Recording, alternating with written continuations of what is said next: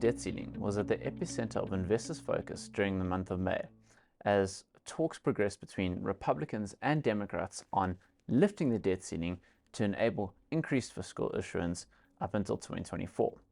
Now, as we entered the June period, we saw that the debt ceiling was lifted and we saw a decline in US CDS spreads, which was extremely encouraging. So this should indeed cover federal spending until the end of 2024 in theory.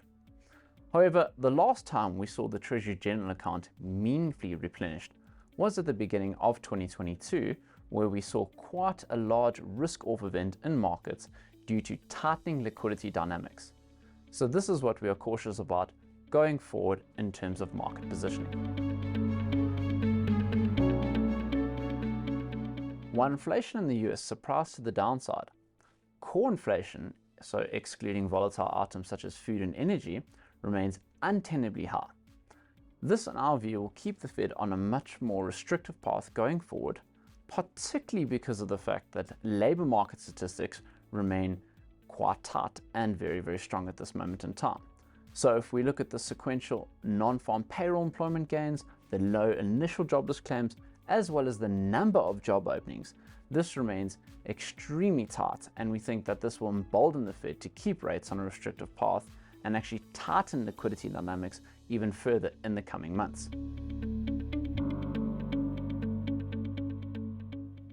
China's data on a coincident to lagging indicator basis has disappointed relative to market expectations. Also, we've seen a pickup in COVID cases more recently, which has likely resulted in investor jitters renewed into the market, given what has happened in much of 2022 when COVID cases reaccelerated in terms of stringent lockdown measures being re-erected.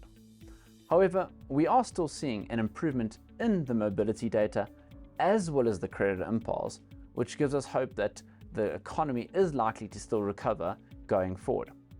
We definitely have the view that the recovery will certainly be a bumpy one. However, going forward, we think that there's many opportunities in the China market given the cheap valuations and given that the leading indicator data is still improving.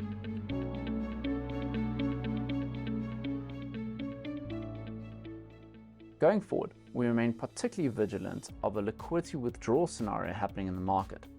This is because the Treasury cash account needs to be replenished now going forward, given that the debt ceiling has been lifted. So through fiscal issuance in the coming months and coming quarters, we believe that this will be net liquidity negative, given that the private sector and investors will likely buy a lot of these bonds in terms of the issuance, which would suck liquidity from the private sector on top of other liquidity draining mechanisms such as quantitative tightening and a lot of the Federal Reserve facilities such as the discount window, where these short-term loans that has shored up liquidity, particularly in the banking sector, will need to be paid back. So overall, we do think that volatility is likely on the cards in the coming months, and we prefer to maintain some of our cautious positioning, particularly in cash and T-bill rates where you get north of 5% at this current juncture.